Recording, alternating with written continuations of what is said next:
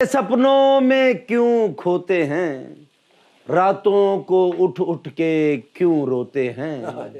हर खामंद अपनी बीवी का साथ देता है फैसल भाई, आप भी घर में मिलके बर्तन धोते हैं। मैं अकेले ही धोता हूँ। आप चाहें तो जवाब दे सकते हैं, चाहे तो स्किप कर सकते हैं। नहीं, उन्होंने जवाब दे दिया, वो कहते हैं मैं अकेले ही धोता हूँ। अकेला ही। मगर फैल साहब ये तो बताएं, आप दोनों को जैसा मैंने कहा कि बड़ा मुश्किल है इकट्ठे खास तौर पे ढूंढना, क्योंकि आप वैसे ही 5 दिन बिजी होती हैं and it's very difficult for you to travel, और आप तो सर माशाल्लाह 1.5 साल से ऐसे बिजी हुए हैं, तो अब कोई सुकून का सांस आया? जी जी, कुछ कुछ सांस आई है। नहीं तो बिजी क्यों हो गए, उन्होंने बिलियर्ड क्लब खोल लिया। और भाई फेडरल मिनिस्टर होना इंसान तो यही होता है इंसान के साथ। सॉरी, मैंने तो एक जुगत की, हमें सीरियस रहना कर देना उन्होंने। बात तो जहां लगे कहने के कैसर तुम्हें कराची मिलूंगा।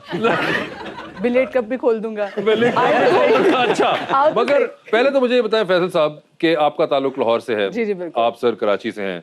पिछले 1.5 साल से आप फेडरल मिनिस्टर रहे शहबाज शरीफ साहब की कैबिनेट में, और माशाल्लाह 1.5 साल आपने गुजार लिया कामयाबी से। तो क्या उसकी वजह ये थी कि आपका ससुराल लाहौर में है?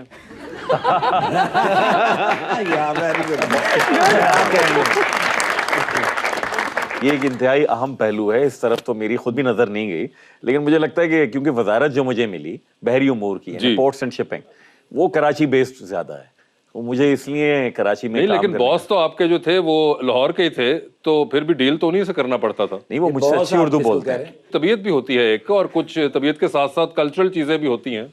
आप बखूबी वाकिफ होंगे उससे, मुझे यकीन है। और आज आप अजीब कुछ लाहौर आके सहमे सहमे से लग रहे हैं मुझे। भाभी साथ है ना। वो हमारे एक दोस्त ने कहा था कि ससुराल ना करो, कहा करो ससुराइल कहा करो। ससुराइल। ये तो आपके दोस्त ने कहा था, इस पे मदिया आप क्या कहेंगी? बस फिर मैं इनको ससुराइल की याद दिलाती हुई रहती हाँ, हूँ। बिल्कुल ये वैसे ही। तन्हा जो है ना, ये वही करती हैं जो इसराइल वाले फलस्तीनियों के साथ कर रहे हैं। अब आपको सोचे एक पंजाबी की उर्दू स्पीकिंग से शादी हो जाए तो फिर क्या होगा? तो ये तो आप बताएं कि क्या हुआ फिर? ये बड़ा जबरदस्त फर्क पूछे। सहमे सहमे तभी तो लग रहे हैं ये। पढ़े लिखे मियां बीवी जो तो आपस से लड़ रहे हो ना ठाकुर साहब, ते बड़े नफीस तरीके ना लड़ते ने कि एमी बीवी कह रहे फैसल क्यों ऊंचा बोल रहे हो, मुझे डर लग रहा है, प्लीज सारी जिंदगी आप ऐसा नहीं बोले। ये मेरी लड़ाई हुई मेरी बीवी के नाल, उन्हें साथ का बाद फुप्पड़ फोन करता, अब एह लो कैसर फिर लड़ पे आज।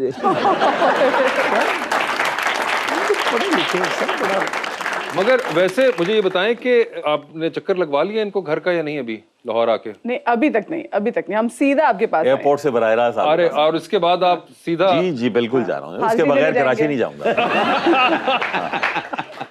अच्छा, नहीं, लेकिन किसी खौफ से नहीं, वो लोग बहुत मोहब्बत करते हैं, जाहिर बात है, शफकत रखते हैं। इंसान यही बोलता है अक्सर। नहीं, ऐसा तो कुछ और नहीं बोल सकता। मुझे एक एडवांटेज हुआ है पॉलिटिक्स का, तो ये है कि वो रिश्तेदारियों में भी जो है ना, लोग थोड़े से रोब का शिकार रहते हैं, विच आई एंजॉय। अच्छा, ये वैसे रोब सिर्फ रिश्तेदारों पे ही रहता है या कहीं और भी चलता है? नहीं नहीं, वधिया, आप चाहे तो इसको रिफ्यूट कर सकती हैं। आप खामोश हैं, खामोशी का मतलब नहीं इकरार नहीं, होता है। मैं तो देखिए मेरे माँ बाप ने मुझे इतना प्यार से पाला पोसा, इतनी अच्छी मेरी तरबियत की, मैं कहाँ इनको रोब में रख सकती हूँ। वैसे मैं पंजाबी हूँ, मैं अपना सारा बदला निकाल लेती हूँ कहीं ना कहीं जुगते मार मार के, मतलब हंसी मजाक में मैं कर लेती हूँ आप ये अपना। करती हैं यानी कि इनके साथ? इंतहाई। जी मैं करती हूँ। अब फैसल भाई हमारे पास काफी मर्तबा है, ऐसे बैठते थे, अब ऐसे बैठे।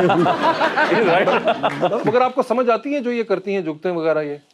हाँ हाँ, ये उर्दू में माशाल्लाह इनकी उर्दू बहुत अच्छी है। अच्छा, आपने मौके की मुनासबत से जुगतों का वो चेंज कर लिया सबटाइटल? बाद अल्फाज जैसे मुझे समझाने शुरू कर दिए हैं, चवल क्या होता है, तरा कट देना।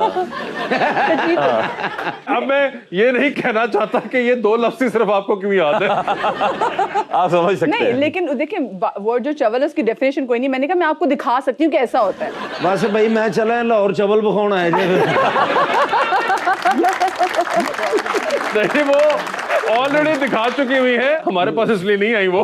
मगर मुझे ये बताएं वेल्स, एक तो आपने बहुत ही जिसे कहते हैं लड़कपन के करीब ही तकरीबन सियासत का आगाज कर दिया, या उसके अंदर एक आपने इंटरेस्ट शो करना शुरू कर दिया from your school life and then from the college life. आपने चार्टर्ड अकाउंटेंसी पढ़ी इवेंचुअली। यार ये बहुत मुख्तलिफ चीजें नहीं है, सियासत में इतना इंटरेस्ट और एक तरफ चार्टर्ड अकाउंटेंसी, इतनी मेहनत करनी पड़ती है उसमें। चार्टर्ड अकाउंटिंग कितना फ्रूट लगता है इसमें? क्या लगता है? फ्रूट चार्टर्ड अकाउंटिंग और फ्रूट चार्ट नहीं, चार्टर्ड अकाउंटेंसी ये कोई और चीज होती है? ये बहुत और चीज होती है, इसका कोई ताल्लुक नहीं है। नहीं, जिस तरह आप कह रहे हैं ना, वैसे क्योंकि स्कूल से ही मैं तो सियासत में था, शगफ मेरा। फिर कॉलेज से मैं स्टूडेंट पॉलिटिक्स में आ गया और यूनिवर्सिटी में भी इकोनॉमिक्स मेरा सब्जेक्ट था, फिर बीबीए के बाद मैं चार्टर्ड अकाउंटेंसी। तो ये चीज़ें तो इसलिए भाई कि देखें लोअर मिडिल क्लास से ताल्लुक आपका, आपको कमाना है, कोई ऐसी तालीम हासिल करनी है, वो सब कर रहे थे।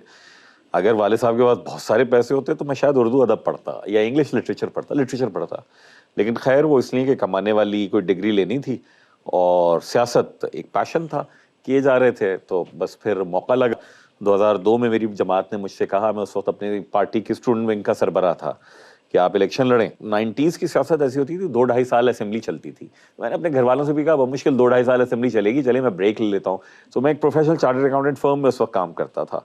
वहाँ पे जब छुट्टी मांगने गया तो बड़ा लतीफ़ा था, वो वहाँ के जो पार्टनर थे बड़े मसरूफ़ थे। यार मैं जा रहा हूँ, बाद में आना। मैंने कहा 2 मिनट बाद तो सुन, नहीं बाद में आना यार, क्या जल्दी है। मैंने कहा मैं इलेक्शन लड़ रहा हूँ। क्या? वो बैठ गए। कराची में अगर कोई 26-27 साल का लड़का गया मैं इलेक्शन लड़ने जा रहा हूँ तो वो वैसे ही बैठ जाए। कौन सी पार्टी से? मैंने कहा भाई हमें एमकेएम के अलावा और कौन टिकट देगा? तो फिर वो मजीद बैठ गए लेट गए उसके बाद। तो बस फिर सोचा ये था 2-2.5 साल लगेंगे, लेकिन 15 साल मुस्तकिल में सिंध असेंबली में रह गया। फिर उसके बाद फिर सेनेट में आ गया और अब मगर मुझे एक बात बताएं Faisal, out of curiosity I just want to ask, Faisal आपका ताल्लुक एमकेएम से रहा और आपने बहुत यंग एज में 2000 में आप 25-26 साल के थे। अच्छा, मैं ये जानता हूँ कि आपका जो दोस्त अहबाब और जो तमाम रिश्तेदार हैं उनका सर्कल भी बड़ा एक पढ़े लिखे लोगों का है और बहुत मिडिल क्लास, और वो एमक्यूएम का हमेशा से एक इमेज रहा जो 2000s के अंदर बहुत ज्यादा स्ट्रांग था। ट्रू, राइट और रॉन्ग मैं उस पर नहीं जा रहा है, मगर एक जो पब्लिक इमेज जिस तरह होता है, आपके लिए कभी मुश्किल होता था उन तमाम सवालात का जवाब देना, नॉट टू द वोटर्स मगर अपने ही ये दोस्त अहबाब को या रिश्तेदारों को या जानने वालों को, कि यार ये अब एक इमेज है, अब ये इसके मुताबिक सवाल करेंगे लोग? बहुत मुश्किल। मुझे अच्छी तरह याद है, मैं दुबई की एक चार्टर्ड अकाउंटेंट फर्म में काम कर रहा था। वहाँ हम लीड ऑडिटर्स थे एतिसलात के। तो मेरे स्कूल कॉलेज के दोस्त मिल गए वहाँ पर, तो उन्होंने अपने सर्कल में तारुफ कराया। उन्होंने कहा ये बड़े पढ़े लिखे आदमी हैं, लिटरेरी आदमी हैं और चार्टर्ड अकाउंटेंसी कर रहे हैं, फर्गसन्स में थे, लेकिन बदकिस्मती से एमक्यूएम में। ये तारुफ होता था। ये तो चले एक बार वालिद साहब ने कहा, मगर जब खुद आपने बात की होगी या पता चला होगा उनके लिए कुछ था कि बेटे यही एक जमात मिली थी या कोई और पॉलिटिशियन कर लेते? मजे की बात बताऊं, क्योंकि फैसल मेरे शोज पे भी आते थे, तो मेरी फैसल के साथ अच्छी सेलेक्ट भी थी, मेरी फैसल के साथ बहुत अच्छी दोस्ती भी थी। सो जब मेरे वालिद साहब कभी कराची आते थे तो मेरे अब्बू को बिल्कुल पता होता है कि मेरे कौन से दोस्त हैं, मैं किन के साथ उठ रही हूँ, बैठ रही हूँ, कहाँ फिल्म देखने जा रही हूँ, तो अब्बू को पता होता था। तो फिर अब्बू एक बार कराची है, मैंने अब्बू को मिलवाया भी। फिर एक बार फैसल आप भी लाहौर आए थे, तो फिर आप तब भी मेरे दोस्तों वाले के साथ मिले अब्बू से। तो अब्बू को ना मुझे लगता है कि थोड़ा सा आइडिया हो गया था मेरे अम्मी अब्बू को कि कुछ है, और बात फैसल अच्छी करते थे, तो जो भी बात करता तो मोहब्बत की बात करते थे। हाँ जी, मना लेते फैसल। तो मेरी अम्मी बड़ी डाडी किस्म की खातून है ना, डाडी किस्म की पंजाबी खातून। तो मेरी अम्मी को फैसल ने जिस तरीके से आए और बात किया, तो मेरे अब्बू ने फिर आगे बात ही नहीं की कि भाई कि मेरे फ्रेंड्स ये कह रहे हैं कि भैया एमक्यूएम का तो हाय हाय पता नहीं क्या हो गया। भाईजान जब आपने शादी करनी थी, एक होता है ज़हन में, तो आपने कैसे प्रपोज किया? आपने पहले आपने बताया होगा लाजमी, तो होता ही ना, थोड़ा सा डर भी दिल में होता है। आप मेरी शक्ल की वजह से कह रहे हैं कि लाजमी मैं नहीं बताया होगा? नहीं चले, जिसने भी बसर होता है ना, थोड़ी सी बात वो थोड़ी सी शेयर अगर कर सकते हैं तो, नहीं तो नहीं ऐसे। नहीं मैंने डर डर के पूछ रहे, सोचेंगे अगर कर सकते तो। मैं ये सोच रहा हूँ 15 साल पहले इस प्रोग्राम करते हमारे साथ तो क्या करते, अगर अभी डर रहे तो। वो होता है ना जिंदगी में जब मोहब्बत हो जाती है। जी मैंने इजहार किया था, मैंने इनसे दरख्वास्त की थी और इनकी मेहरबानी, इनके घर वालों की मेहरबानी जनाब। क्या दरख्वास्त की थी? दरख्वास्त की थी। ए मोहब्बत का इजहार है कि फोन करके भी कहना कि मदिया मैं बात करना चाह रहा था, जब से आपको देखा है तो ऐसा लग रहा है जैसे कि मेरी नींदें उड़ गई हैं, ऐसी बेवकूफ़ाना बातें मैंने कभी नहीं की। मैं नहीं, मसम पढ़े लिखे लोग इंज ही कर देना ना, नींदें उड़ गई हैं, मैं आपको अपनी जिंदगी में लाना चाहता हूँ, ठीक है?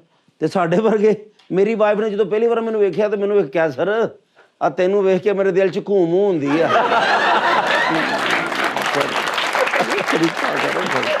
वेल साहब, शेरो शायरी खुद की जो है वो चल रही है। मुझे जब अच्छी शायरी की तमीज आई तो मैंने खुद शेर कहना छोड़ दिया। खुद शेर कहना, मगर ये जो एक शेर था आपका, खराजे मोहब्बत दिए जा रहे हैं, आप ही के प्रोग्राम में हाँ, हो ही जा रही है, दिए जा रहे हैं। तो ये अभी भी क्या दिए जा रहे हैं? नहीं सर, ये तो अब इनकम ही नहीं है कि जो आदमी टैक्स दे, खराज तो टैक्स होता है ना, नो इनकम।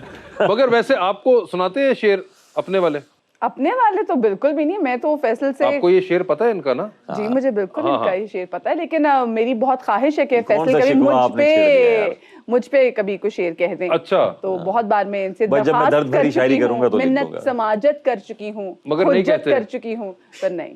मगर कोई आपको राइटर्स ब्लॉक कितने साल से?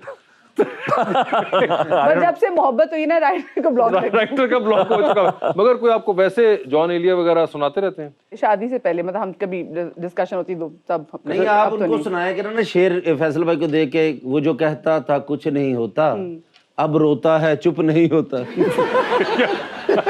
भी उन्होंने जाना है आगे ससुराल भी, मगर पहले इतना सुनाया करते थे, शादी के बाद क्यों रुक गए आप? भाई उस वक्त गुफ्तगू के लिए मौज़ूआत आपको चाहिए होते थे ना, मुख्तलिफ मौज़ूआत होते हैं रोजमर्रा के, घरेलू प्रोफेशंस के हवाले से, सियासियात के, तो उस पे होती है।